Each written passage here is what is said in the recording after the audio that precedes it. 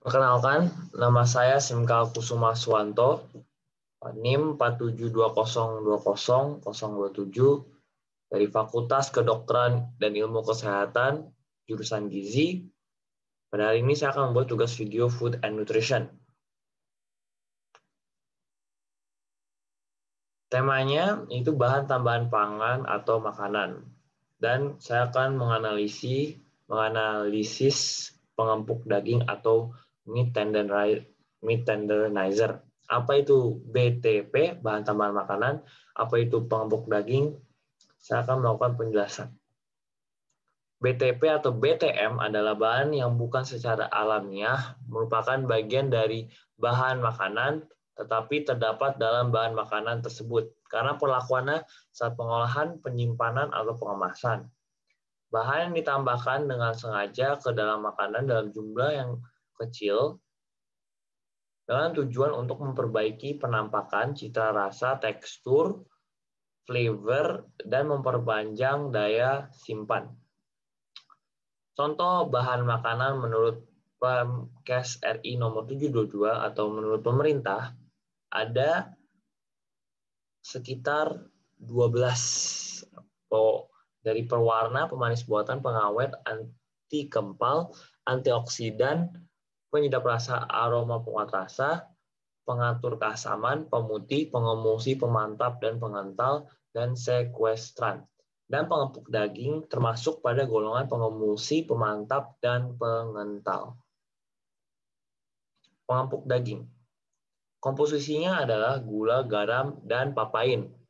Isi satu botol sekitar 70 gram dan harganya 13.500. Cara pemakaiannya, langkah pertama ditaburkan dalam 1 sendok makan pengempuk daging dan ditaburkan ke dalam 1 kilo, bisa daging sapi, kambing, bebek, atau seafood.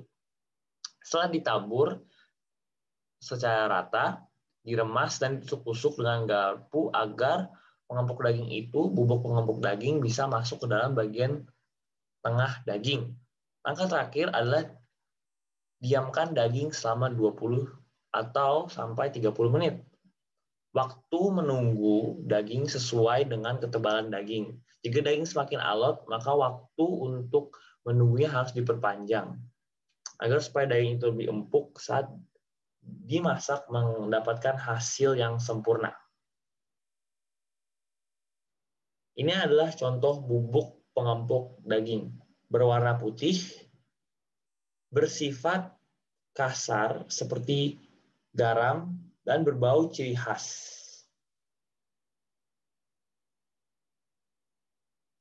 Papain, salah satu komposisi terpenting dalam pengempuk daging. Apa itu papain? Papain adalah bahan tepung getah pepaya kering yang sesungguhnya mengandung 4 macam enzim proteolitik, yakni papain, chimopapain A, chimopapain B, dan papain peptidase A. Yang paling kita sering jumpai papai ini pada daun pepaya. Dan pepaya ini harus kita hancurkan dulu sedikit demi sedikit agar jaringan terbuka dengan harapan enzim papain dapat keluar dari daun tersebut. Jika daun sudah sedikit dihancurkan, balut pada daging dan ditunggu selama beberapa menit.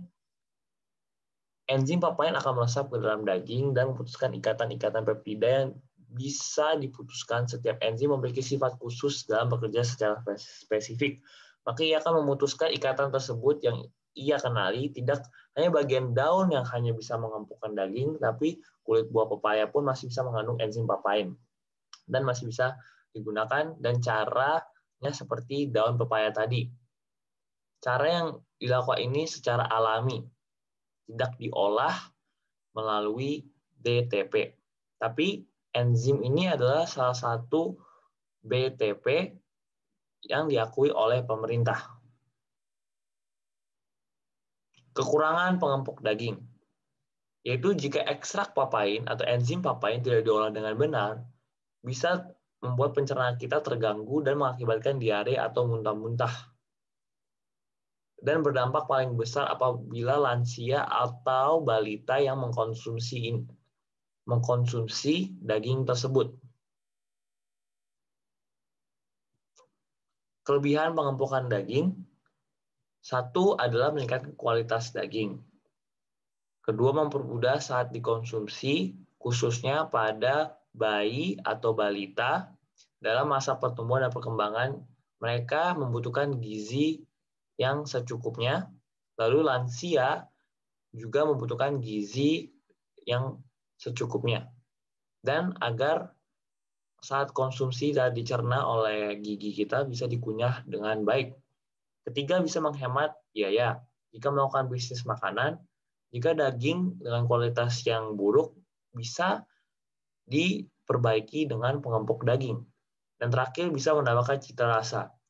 Dengan empuknya daging bisa dikonsumsi dengan baik dan konsumer pun bisa mendapatkan hasil atau makanan yang memuaskan. Sekian dari penjelasan saya soal BTP dan pengempuk daging. Terima kasih.